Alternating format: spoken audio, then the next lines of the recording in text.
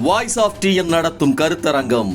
UGC பலியிடப்படும் மாநில உரிமை, ஆபத்தில் மாணவர் எதிர்காலம். உரையாற்றுவோர் பேராசிரியர் கருணானந்தம் மற்றும் தோழர் மருதையன். நாள் 15/7/2026 புதன்கிழமை. நேரம் மாலை 6 மணி. இடம் படைப்பு அரங்கம், கோடம்பாக்கம் ஆற்று காவல் நிலையம் எதிரில், கோடம்பாக்கம், சென்னை. அனைவரும் வருக. ட்ரைப்ஸ் பார்வையாளர்களுக்கு வணக்கம். தமிழ்நாடு உள்ளிட்ட 23 மாநில சட்டமன்றங்களுக்கான தேர்தல் விரைவில் நடக்க இருக்குது அப்படின்ற ஒரு அதிர்ச்சிகர செய்தி வெளியாகியிருக்கிறது. அதே போல செந்தில் பாலாஜியை ஊத்தங்கரை எம்எல்ஏ கொடுத்த புகாரின் அடிப்படையில் இடி அவரை விசாரிக்க உள்ளதாகவும் இன்னொரு செய்தி வெளியாகியிருக்கிறது. இது குறித்து தான் நம்ம இன்றைக்கு விவாதிக்க இருக்கிறோம். பத்திரிகையாளர் எழிலரசன் அவர்கள் நம்மோடு இணைந்துள்ளார். வாருங்கள், அவரோடு உரையாடலாம். சார் வணக்கம். வணக்கம். தமிழ்நாடு உள்ளிட்டு 23 மாநில சட்டமன்றங்களுக்கு தேர்தல் வரப்போகுது. ஒன்றிய அரசு அதற்கான தீவிர முயற்சிகளில் ஈடுபட்டு இருக்குது அப்படின்ற செய்தி வெளியாகிருக்குது. அதுவும் குறிப்பாக நியூ இந்தியன் எக்ஸ்பிரஸில் இந்த செய்தி வெளியாகிருக்குது. அதனுடைய பின்னணி என்ன? உண்மையிலேயே இந்த மீண்டும் 23 இந்த மாநிலங்களுக்கு, ஏன்னா இப்போதான் தமிழ்நாட்டில் விஜய் ஆட்சி அமைஞ்சு 2 மாதம்தான் ஆகுது, தேர்தல் வரப்போகுதா? என்ன நடக்க போகுது? 2024ஆம் ஆண்டு ஒரே நாடு ஒரே தேர்தல் அப்படின்ற பேர்ல ஒன் நேஷன் ஒன் எலெக்ஷன், அதுக்கான பில் நாடாளுமன்றத்தில் தாக்கல் செய்யப்பட்டுச்சு. அதை பல கட்சிகள் அதை எதிர்த்து பிரச்சனை பண்ணாங்க. அதனால அந்த பில்லு ஜாயிண்ட் பார்லிமெண்டரி கமிட்டி, நாடாளுமன்ற கூட்டுக்குழு, அதுக்கு போயிருக்கு. அந்த ஜேபிசி அப்படின்னு சொல்லுவாங்க, ஜாயிண்ட் பார்லிமெண்டரி கமிட்டி. அவர்களுடைய இது என்ன அப்படின்னா, நிறைய ஸ்டேக் ஹோல்டர்ஸோடைய ஒப்பீனியன், எக்ஸ்பர்ட்ஸோடைய ஒப்பீனியன்லாம் வாங்குவாங்க. அந்த பில்ல ஏதாவது மாற்றங்கள் செய்யணுமா, இல்லை அந்த பில்லை அப்படியே எடுத்துக்கலாமா, அது மாதிரியான விஷயங்களை ஆய்வு செய்து அதில் ஒரு முடிவுக்கு வருவாங்க. அதனுடைய தலைவராக பிபி சௌத்ரி அப்படின்னு ஒருத்தர் இருக்கார். அவர் சில நாட்களுக்கு முன்பு பேட்டி கொடுக்கும் போது, அவர் தான் அந்த ஒரே நாடு ஒரே தேர்தல் மசோதா குறித்து ஜேபிசியுடைய தலைவர். அவர் என்ன சொல்றாரு அப்படின்னா, 2029ஆம் ஆண்டு நாடாளுமன்ற தேர்தல் நடக்கும் பொழுது எல்லா அசம்பிளிக்கும், மாநில சட்டசபைகளுக்கும் சேர்ந்து ஒரே தேர்தலாக வைப்பதற்கான ஃப்ரேம் ஒர்க், அதற்கான வழிமுறைகள், அதை இறுதி செய்வதற்கான பணிகள் நடந்துகிட்டு இருக்கு அப்படின்னு ஒரு பேட்டி கொடுத்திருக்கார். அதன் அடிப்படையில் பார்த்தால், நீங்க குறிப்பிட்ட மாதிரி நியூ இந்தியன் எக்ஸ்பிரஸ்ல ஒரு செய்தி வந்திருக்கு. அவங்க என்ன சொல்றாங்க அப்படின்னா, 23 சட்டமன்றங்கள், இந்தியாவில் இருக்கிற 23 சட்டமன்றங்கள் இதனால பாதிப்புக்குள்ளாகும். ஒன்று, அவர்களுடைய காலத்திற்கு முன்பாக அது கலைக்கப்படும், இல்லையென்றால் அந்த பீரியட் முடிந்து அந்த 29 வரைக்கும் அது நீட்டிப்பு செய்யப்படும். இப்படி பல விதமான விஷயங்கள் ஆலோசிக்கப்பட்டுக்கிட்டு இருக்கு அப்படின்றதுதான் அந்த செய்தி. இப்படி பலவிதமான வழிமுறைகள் ஆலோசிக்கப்பட்டுக்கிட்டு இருக்கு. இப்ப விஜய் ஆட்சி அமைந்து 2 மாசம் தான் ஆகுது. இப்ப இவங்களும் இப்ப 2029னா 3 ஆண்டுகள்லயே இந்த தமிழ்நாடு அரசையும் கலைப்பாங்களா? ஆமா, அதாவது தமிழ்நாட்டுக்கு 2026 தேர்தல், தமிழ்நாடு மட்டுமல்ல, தமிழ்நாடு, வெஸ்ட் பெங்கால், கேரளா, கேரளா, அசாம், இது எல்லாமே, பாண்டிச்சேரி, இது எல்லாமே நடந்திருக்கு. இதனுடைய காலம் 3 ஆண்டுகள் 29 வந்துடும் இல்லையா? 2 ஆண்டு மிச்சம் இருக்கும் போதே இதனுடைய காலம் முடிவதற்கான வாய்ப்பு இருக்கு. இது மட்டும் இல்ல, 2029 தேர்தல் வருது இல்லையா, நாடாளுமன்ற தேர்தல். 2028 சில மாநிலங்களுக்கு தேர்தல் வருது. அது என்ன மாநிலங்கள் அப்படின்னா, கர்நாடகா, தெலுங்கானா, ராஜஸ்தான், மத்திய பிரதேஷ், சத்தீஸ்கர், ஹிமாச்சல் பிரதேஷ், மேகாலயா, நாகாலாந்து, திரிபுரா, மிசோரம். இந்த மாநிலங்கள் எல்லாம் 2028 சட்டமன்ற தேர்தலை சந்திக்க இருக்கிற மாநிலங்கள். அதே மாதிரி 2029 நாடாளுமன்ற தேர்தலோடு சேர்ந்து தேர்தல் நடக்கிற மாநிலங்கள். இந்த மாநிலங்களுக்கெல்லாம் பாதிப்பு கிடையாது. எந்தெந்த மாநிலங்கள் அப்படின்னா, ஆந்திர பிரதேஷ், அருணாச்சல் பிரதேஷ், ஒடிசா, சிக்கிம், மகாராஷ்டிரா, ஹரியானா, ஜார்க்கண்ட், காஷ்மீர். இந்த மாநிலங்களுக்கெல்லாம் நாடாளுமன்ற தேர்தலோடு ஒட்டி சட்டமன்ற தேர்தலும் நடப்பதால் இதுக்கெல்லாம் பிரச்சனை கிடையாது. இதுல நம்ம சந்திரபாபு நாயுடு கட்சி, அவர்கள் பாஜகவோட கூட்டணியில் இருக்கிறாங்க. அவர் இந்த பில்லுக்கு ஏற்கனவே ஆதரவு தெரிவித்தவர். அதனால அவருக்கு எந்த பாதிப்பும் கிடையாது. அவருக்கு எந்த டேமும் பாதிக்கப்பட போறதில்லை. தேர்தல் நடந்துச்சுன்னா மீண்டும் 5 ஆண்டுகளுக்கு அவருக்கு எந்த பிரச்சனையும் இல்லை. அதனால அவர் ஆதரவு தெரிவிச்சிருக்கார். இந்த மாநிலங்கள்லாம் 2029 தேர்தலை சந்திப்பதால் அவர்களுக்கெல்லாம் எந்த பிரச்சனையும் கிடையாது. இவங்களுக்கெல்லாம் சட்டமன்ற தேர்தல் நடந்துருச்சு அப்படின்னா 29க்கும் 28க்கும் 1 ஆண்டு தான் இடைவெளி. ஸோ அப்படின்னா என்ன யோசிக்கிறாங்க அப்படின்னா, இதை கலைச்சிடலாமா, கலைச்சிட்டு 1 ஆண்டு கேப் இருக்குமே என்ன பண்றது அப்படின்றது ஒண்ணு. இல்லைன்னா 28 29 அதை அந்த காலத்தை இருக்கிற அரசனுடைய காலத்தை நீட்டிக்கலாமா அப்படின்றது மாதிரி யோசனை இருக்கு.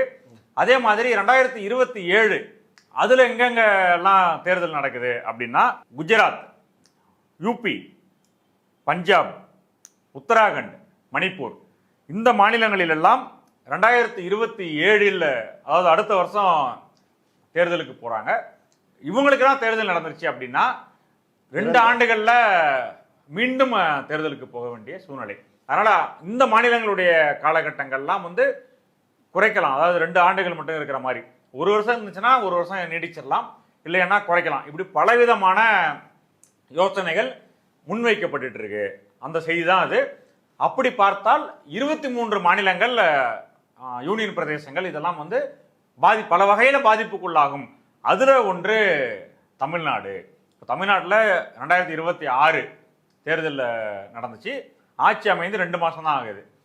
ஆனால் இதுல என்ன விஷயம் அப்படின்னா, இந்த ஒன் நேஷன் ஒன் எலெக்ஷன் இதை கடுமையாக எதிர்த்த கட்சிகள் திமுக, திரிணாமுல் காங்கிரஸ், இந்த கட்சிகள்லாம் இப்போ பவர்ல இல்லாம ஆயிட்டாங்க அந்தந்த மாநிலங்கள்ல. தமிழ்நாட்டில் திமுகவுடைய எம்பிக்கள் திமுக கிட்ட இருக்காங்க. ஆனால் திரிணாமுல் காங்கிரஸ் டிஎம்சியோடைய கட்சி, மம்தா பானர்ஜியோடைய கட்சி எம்பிக்கள் 20 பேர் தனியாக போயிட்டு நாங்க தான் கட்சி அப்படின்றாங்க. அப்போ 20 பேர் டிஎம்சி, அதாவது திரிணாமுல் காங்கிரஸினுடைய எம்பிக்கள் தனியா போறாங்க அப்படின்னா, மம்தா பானர்ஜியிடமிருந்து நாங்கள் தனித்து செயல்படுகிறோம் அப்படின்றாங்க. அப்படின்னா இவர்கள் எல்லாம் இந்த பில்லை ஆதரிக்கக்கூடிய நிலைமைக்கு வரும். ஓகே, ஜேபிசில இருந்து மீண்டும் இப்ப 20ஆம் தேதி நாடாளுமன்றம் கூடுது, மீண்டும் அந்த மசோதா முன் வைப்பாங்க. அப்ப இவர்கள் ஆக்சுவலா இந்த ஜேபிசி இருக்கு இல்லையா, இந்த ஜாயிண்ட் பார்லிமெண்டரி கமிட்டி, இதனுடைய இந்த பீரியட் அது இந்த மான்சூன் சீசன் 2026 அதற்குள்ள அவர்கள் அதை கொடுக்கணும் அப்படின்றதான் டைம் பீரியட் இது பண்ணிருக்காங்க. குளிர்கால கூட்டத்தொடருக்குள்ள கொடுக்கணும். ஆமா.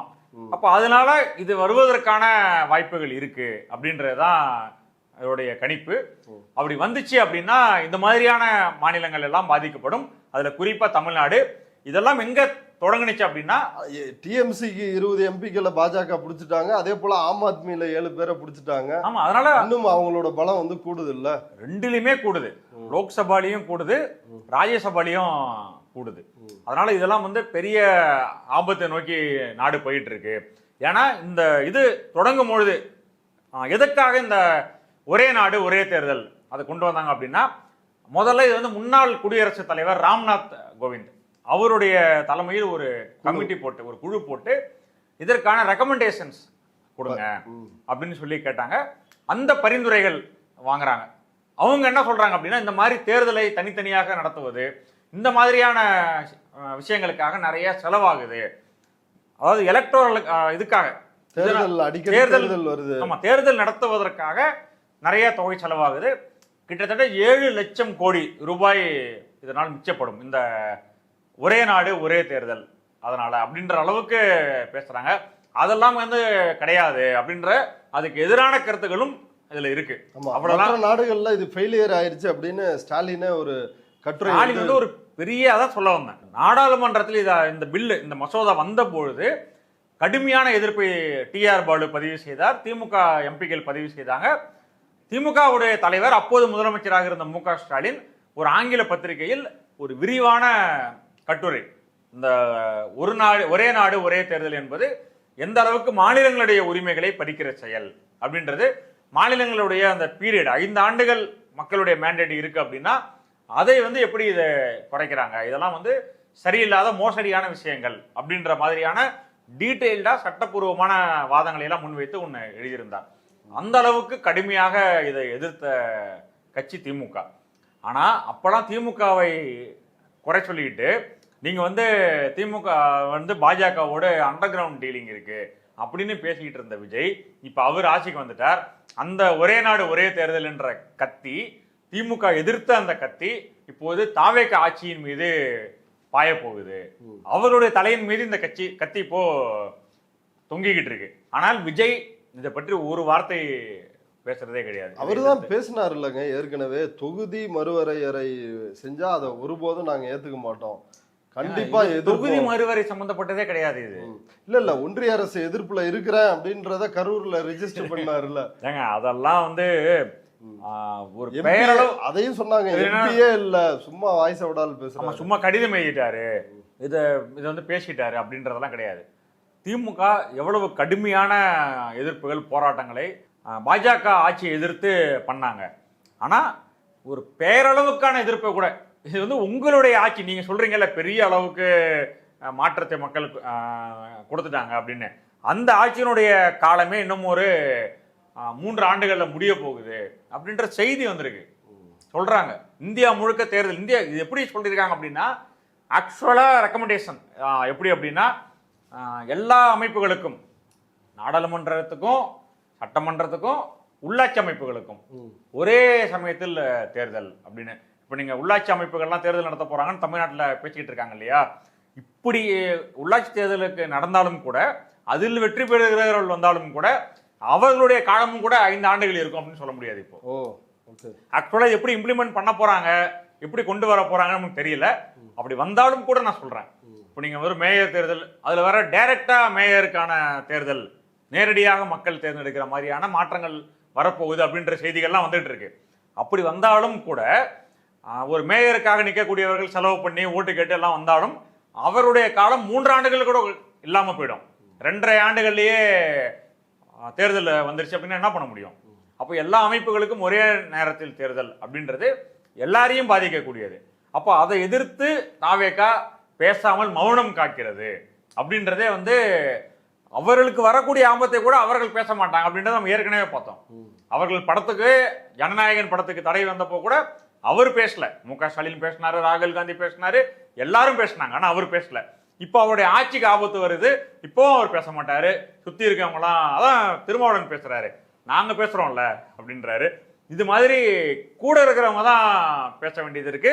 இல்லையென்றால் மாநிலத்தினுடைய நலனில் அக்கறை உள்ளவர்கள் பேச வேண்டியதாக இருக்கிறதே தவிர, தாவேகாவோ இல்ல தமிழ்நாட்டினுடைய ஆட்சி பொறுப்பிற்கு தலைமை வகிக்கிற விஜயோ இதை பற்றி வாயை திறந்து பேச வேண்டும் அப்படின்றதுதான் இதுல முக்கியமாக நம்ம வைக்க வேண்டிய கோரிக்கை. அதாவது இன்னொரு செய்தி ஹிந்துல இன்னைக்கு வந்து வெளியாகிருக்குது. செந்தில் பாலாஜி குறித்த ஒரு செய்தி.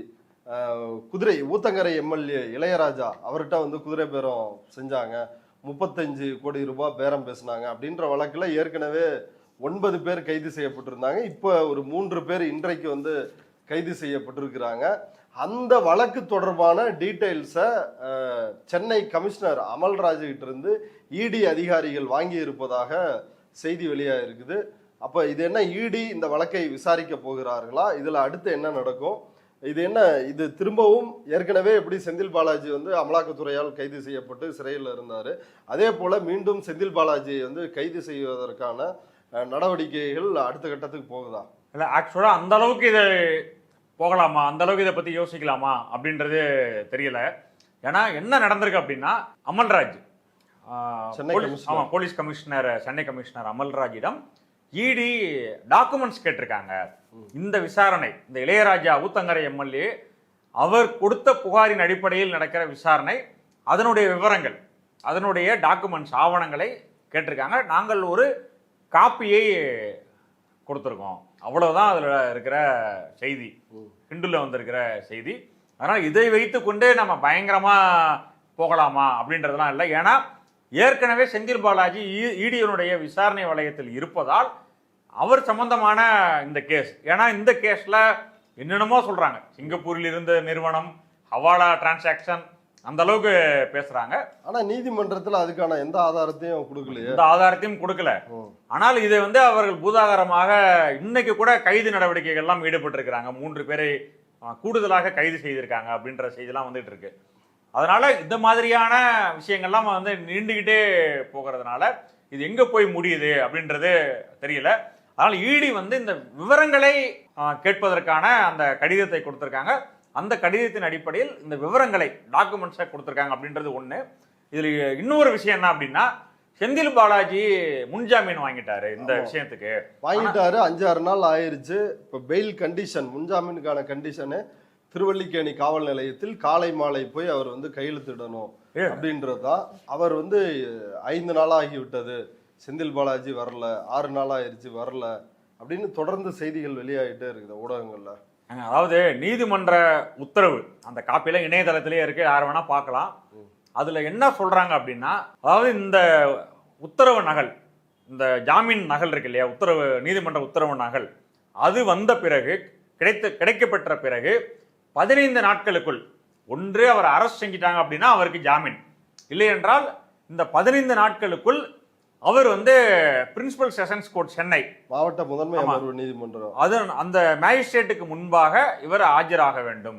ஆஜராகிட்டு இவருக்கு கொடுக்கப்பட்டிருக்கிற நிபந்தனை, அதாவது என்ன ஜாமீன் இவருக்கு கிடைப்பதற்கான என்னென்ன இவர் ப்ரொடியூஸ் பண்ணணும் அப்படின்னா 25,000 ரூபாய் அதுக்கான இது சூரிட்டி, 2 பேர் அவருக்கு கையெழுத்திட வேண்டும், அவ்வளவுதான். செந்தில் பாலாஜிக்கும் அசோக் குமார், அவருடைய சகோதரர் அசோக் குமாருக்கும் தனித்தனியாக 2 பேர் 25,000 ரூபாய் இது கொடுக்கணும். இதுதான் நீதிமன்றம் கொடுத்திருக்கிற உத்தரவு. இதற்கு பிறகு எப்போ ஆஜராகணும் அப்படின்னா இந்த உத்தரவு நகல் கிடைக்கப்பெற்ற 15 நாட்களுக்குள் வரணும் அப்படின்றது தான். அப்போ 8ஆம் தேதியா இந்த உத்தரவு வந்திருக்குன்னு நினைக்கிறேன். அப்படின்னா இன்னும் எவ்வளவு நாள் ஆயிருக்கு, 4-5 நாட்கள் ஆயிருக்கு, அவ்வளவுதான். ஆனா செய்தி என்ன போடுறாங்கன்னா 5வது நாட்களாக வரவில்லை, 6வது நாட்களாக வரவில்லை அப்படிலாம் கிடையாது. 14வது நாளில் கூட போயிட்டு செந்தில் பாலாஜி அவருக்கான இந்த நீதிமன்ற கண்டிஷன்ஸ்லாம் பூர்த்தி செய்யலாம். அதற்கு பிறகு காலையில் 10:30 மணிக்கோ மாலையில் 5:30 மணிக்கு இந்த நேரத்தில் அந்த விசாரணை நடக்கிற காவல் நிலையத்தில் போயிட்டு கையெழுத்திட வேண்டும், அவ்வளவுதான் அதோடைய கண்டிஷன். இந்த கண்டிஷனே அவர் பூர்த்தி செய்யணும், அவ்வளவுதானே தவிர அவர் வந்து இன்னமும் வெளியே வரவில்லை அப்படின்றது வந்து நீதிமன்ற தீர்ப்பை முறையாக படிக்காமல் சொல்கிற செய்தி தான் அதெல்லாம். இப்போ இன்றைக்கு வந்து செந்தில் பாலாஜி திருவல்லிக்கேணி போலீஸாருக்கு ஒரு கடிதம் எழுதி இருக்கிறதா ஊடகங்களில் தகவல் வெளியாக இருக்குது. காவல்துறை அதில் செந்தில் பாலாஜி குறிப்பிட்டுள்ள விஷயங்கள் வந்து, காவல்துறையினர் பதிவு செய்துள்ள இந்த வழக்கில் எனது பெயரோ அல்லது எனது சகோதரர் அசோக்குமாரின் பெயரோ முதல் தகவல் அறிக்கையில் எஃப்ஐஆரில் இடம்பெறவில்லை. வழக்கில் பெயரே இல்லாத போது எங்களை எப்படி விசாரணைக்கு ஆஜராகும்படி கூற முடியும்? எனவே சட்ட நடைமுறைகளின்படி எனக்கு 35 BNS பிரிவின் கீழ் முறையான நோட்டீஸ் வழங்க வேண்டும். நான் இந்த வழக்கின் கீழ் விசாரணைக்கு ஆஜராகும் பட்சத்தில் பழிவாங்கும் நோக்கில் என்னை வேறு எந்த வழக்கிலும் கைது செய்யக்கூடாது என உறுதியளிக்க வேண்டும். நான் ஒரு மக்கள் பிரதிநிதி மட்டுமல்ல, தொழில் நிறுவனங்களை நடத்தும் தொழிலதிபர். நான் சட்டத்திற்கு பயந்து எங்கும் ஓடி ஒளியவில்லை. திருவல்லிக்கேணி காவல் நிலையத்தில் நான் கையெழுத்திட அல்லது விசாரணைக்கு ஆஜராகும் பொழுது எனக்கு தேவையான மருத்துவ வசதிகளையும் செய்து தர வேண்டும் அப்படின்னு வந்து அதில் அந்த கடிதத்தில் குறிப்பிட்டிருக்கிறதா ஊடகங்கள் வந்து சொல்கிறாங்க. இந்த கடிதம் இதனுடைய பின்னணி என்னன்னு பார்க்குறீங்க? அதாவது இப்படி ஒரு கடிதம் செந்தில் பாலாஜி தரப்பிலிருந்து போலீஸுக்கு போயிருக்கு அப்படின்றது செய்தியாக வந்துட்டு இருக்கு. நம்ம கடிதத்தினுடைய நகல் அதெல்லாம் நம்ம இன்னும் பார்க்கல. ஆனால் இந்த செய்தியின் அடிப்படையில் நம்ம சொல்லணும் அப்படின்னா, வேறு ஒரு வழக்கில், அதாவது இந்த வழக்கில் நீங்க ஆஜராகுங்க அப்படின்னு சொல்லிட்டு இதுக்கு தான் முன்ஜாமீன் வாங்கியிருக்கார் இல்லையா? இந்த குதிரை பேர அப்படின்னு சொல்ற ஆட்சி கவிழ்ப்பு அப்படின்னு சொல்ற ஒரு பெரிய வார்த்தையெல்லாம் போடுறாங்க இல்லையா? அந்த வழக்கில் முன்ஜாமீன் வாங்கியிருக்கார். வேறு ஏதாவது ஒரு புகாரில் கைது செய்வதற்கான வேலை நடக்கலாமோ அப்படின்ற சந்தேகம் இதுல இருந்து வருது. ஏன்னா ஏற்கனவே இதுல மருத்துவ வசதியெல்லாம் கேட்டிருக்காரு. ஏற்கனவே செந்தில் பாலாஜி இடி கைது செய்த போது அவருக்கு நெஞ்சு வலியெல்லாம் ஏற்பட்டு ஆபரேஷன்லாம் பண்ணாரு. அந்த பிரச்சனை எல்லாம் அவருக்கு இருக்கிறதுனால போலீஸ் ஸ்டேஷன்ல எனக்கு மருத்துவ வசதி வேண்டும் அப்படின்லாம் கேட்டிருக்காரு. அதனால இதுல இந்த கடிதத்திலிருந்து தெரிந்து கொள்ள வேண்டியது 3 விஷயங்கள். ஒன்று, அவர் மீது வழக்கு பதிவு இல்லை. அவர் பேரும் இல்ல, அவர் தம்பி பேரும் இல்ல. ஆமா, அவர் தான் இதுல எல்லாமே செய்தார் அப்படின்னு சொல்றாங்களே தவிர, செய்தியை பயங்கரமா பேசுறாங்களே தவிர, விஜய் போய் பேசுறாரு, ஓடு ஓடுன்னு ஓடுறாங்க அப்படின்னு பாட்டுலாம் வர பாடி காட்டினார். அவர் அப்பவே அவர் பேசிட்டு வந்த அன்னைக்கே ட்வீட் பண்ணார். செந்தில் பாலாஜி முகநூல்ல ட்விட்டர்ல பதிவு போட்டார். அதனால ஓடுனதுன்னு தெரியும். ஆமா, யார் ஓடுனாங்கன்னு தெரியும் அப்படின்னு சொல்லிட்டு. அதனால அது ஒன்று எஃப்ஐஆர் இல்லை அப்படின்றது. இன்னொன்று வந்து மருத்துவ வசதி வேண்டும் அப்படின்ற அந்த கண்டிஷனை அவர் முன்வைத்திருக்கிறார்கள். மூன்றாவது, வேறு ஒரு வழக்கில் செந்தில் பாலாஜி இந்த வழக்குக்கு வர வைத்து வேறு ஒரு வழக்கில் கைது செய்வதற்கான திட்டமிடுதல் நடக்கலாமோ, அந்த சதி நடக்குதோ அப்படின்ற இந்த 3 விஷயங்கள் இந்த கடிதத்திலிருந்து நமக்கு தெரியுது. ஏன்னா ஏற்கனவே அவர் வந்து கரூர் வழக்கில் சிக்க வைப்பதற்கான முயற்சி என் மேல நடக்குது அப்படின்னு அவங்க தரப்புல இருந்து குற்றம் சாட்டி இருந்தாங்க. அதனால அதுல இருந்து வைத்து பார்க்கும்போது அந்த வழக்குன்னு இல்லை, எந்த வழக்கு இவங்க தான் எதுக்கு வேணாலும் கைது பண்றாங்களே, யார் யாரையோ கைது பண்றாங்க. ஒரு மாற்றுத்திறனாளி அவர் விஜயை பத்தி ஏதோ பேசிட்டார் அப்படின்றதுக்காக கைது பண்றாங்க, கைது நடவடிக்கை எடுக்கிறாங்க. அவரை பார்த்தாலே அவர் மேல அவர் பேசின தவறாக இருந்தாலும் கூட வழக்கு போடலாம். முகநூல் பக்கத்துல மன்னிப்பையும் கேட்டிருக்கிறாரு. அதுக்கு பிறகுதான் வந்து அவரால் நடந்து வர முடியல, ஸ்ட்ரெச்சர்ல வச்சுட்டு மருத்துவமனை கொண்டு போயிட்டு மெடிக்கல் செக் கொண்டு போறாங்க ரிமாண்ட் பண்றதுக்காக. அந்த அளவுக்கு யாரை வேண்டுமானாலும் கைது செய்யலாம். அதாவது ஜட்ஜே பார்த்துட்டு விட்டுருக்கிறாரு. பதில் சொல்லணும் அப்படின்ற அந்த எண்ணமே கிடையாது. யாராவது பேசினாங்களா உடனே அவதூறு வழக்கு. இப்போ இன்னைக்கு ஒரு பழனியில் ஒரு பிரச்சனை நடந்திருக்கு. பழனி கோயிலுக்கு சம்பந்தப்பட்ட ஒரு இடம், 100 கோடி ரூபாய் மதிப்புள்ள ஒரு இடம் 2 கோடி ரூபாய்க்கு ரெஜிஸ்டர் ஆயிருக்கு. அந்த ரெஜிஸ்ட்ரேஷன்ல பிரச்சனை இருக்கு அப்படின்றது புகார் வந்துச்சு. இன்னைக்கு 2 அமைச்சர்கள் செய்தியாளர்களை சந்திக்கிறாங்க, 2 பேருமே ஒத்துக்கிறாங்க அவரு நடந்திருக்கு அப்படின்னு சொல்லிட்டு நாங்க அந்த ரெஜிஸ்டர் மேல நடவடிக்கை எடுத்திருக்கோம் அப்படின்னு சொல்லி சொல்றாங்க. ஆனால் இதை பற்றியெல்லாம் பேசக்கூடாது, யாரும் இதை பத்தி பேசினா நாங்கள் நடவடிக்கை எடுப்போம். எந்த ஒரு விமர்சனத்தையும் குற்றச்சாட்டையும் இந்த அரசு எதிர்கொள்வதற்கு ஜனநாயக நாட்டில் ஒரு குற்றச்சாட்டு கூட நீங்க அதுக்கு பதில் சொல்லணும். ஆனால் அந்த பதில் சொல்வதற்கான அந்த எண்ணமே அவங்களுக்கு கிடையாது. கைது செய்யலாம் எவ்வளவு பேரை இந்த 60 நாட்கள்ல அதிகமா செயல்பட்ட துறை அப்படின்னா அது வந்து போலீஸ் துறை தான். எல்லா மாவட்டத்திலையும் கைது பண்ணிக்கிட்டே இருக்காங்க. அவதூறு வழக்கில் அவ்வளவு உக்கிரமா செயல்பட்டு இருக்காங்க. அதனால எந்த வழக்கில் வேண்டுமானாலும் செந்தில் பாலாஜியை கைது செய்யலாம். ஆனால் போலீஸ் அதுக்கான வேலையை மட்டும் தான் அவங்க செஞ்சுட்டு இருக்காங்க. அதனால ஒரு முன்னெச்சரிக்கையாக வேறு ஒரு வழக்கில் கைது செய்யக்கூடாது அப்படின்ற ஒரு தகவலே போலீஸ் ஸ்டேஷனுக்கு கடிதம் மூலம் தெரிவிச்சிருக்காங்க. இதுல என்ன நடக்குதுன்னு பார்ப்போம். இவ்வளவு நேரம் நம்முடைய பார்வையாளர்களுக்காக நேரத்தை ஒதுக்கி கருத்துக்களை பகிர்ந்துட்டு ரொம்ப நன்றி சார். நன்றிங்க.